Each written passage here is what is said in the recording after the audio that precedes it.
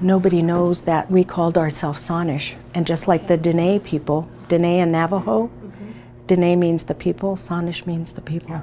It's the same thing. So I think I read in one of the histories that Arikara was a name given, attributed to the Sanish by someone else. Right. Like Sioux. Right. You know. Yeah. Right. But, I was just trying to learn about that more because Right. it's, you know, when you're speaking with people, if we know that Sanish is the word they want That's to call themselves, right. well, let's use that then. Yeah. And And so I that just is wanted to the make word. sure. Yeah. That is the word to use, is Great. Sanish. And it's good for that clarification. You have to have that. Is there anything derogatory in any way by using Arikara? No. No. okay. Well, there's another term, re. And if you've Right. seen The Revenant, Yes. Revenant uses Arikara and re. They say Arikari. They say Arikari because even in history books, I think sometimes it has a EE at the end. But in The Revenant, it says Arikari and it says re. Okay. But those were both names given, like you said. I was going to ask you if there was, because I knew that your people were at the center of that whole Yeah. story, but I wonder how has the response been to Revenant and all of that? Is that by You the know, people?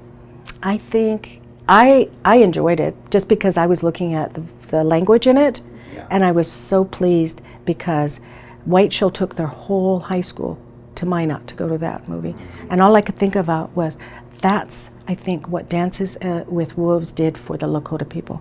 It brought front and center the fact that here's a language that that is valued, you know, and so I think The Revenant.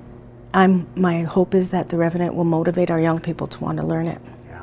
Yeah, it has to serve a purpose, Yeah. and even if it's in a movie, it's serving some purpose in the beginning, you know. So, but would I take my mom to it? No. Yeah. And the reason why, it was so graphic. Right. I said, you know, it was so graphic, and they did a wonderful job with it. And of course, it all centers around Hugh Glass, you know, and all of that. But Well, and that's the challenge. It's the same with Dances with Wolves. It seems like you've always got to have the white guy in the center. yes, You know, so at some point we'll get out of that. you I know. Yeah.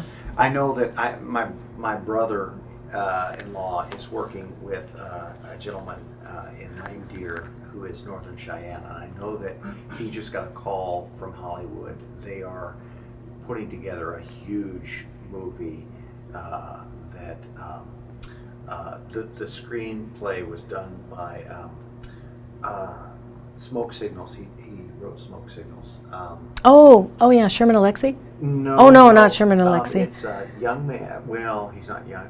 Well, he is young probably, but anyway, he's native. But they are going way out of their way to make sure that the language in the film is Northern Cheyenne of the appropriate time. And so a couple of speakers have been working with them to get the language exactly right, and so I maybe this is a new trend that really is going to bring light to the language. What about the other movie, Neither Wolf Nor Dog? Oh, they're turning that into a movie? It is.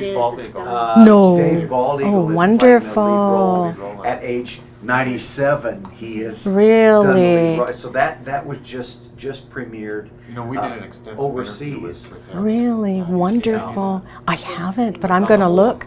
Yeah. I'm gonna look. Okay, So anyway, that's there great. are Hours some or really, so. I think there's some really positive things that maybe are Yeah, happening. I The hope so. media has not always been a friend of Native people, and so Yeah, I'm I know. hoping that maybe Hollywood's getting Yeah. a clue a little bit. Well, thinking about humor, I'm gonna jump back there because my brain works that way. No, but thinking about Indian humor, Indian humor,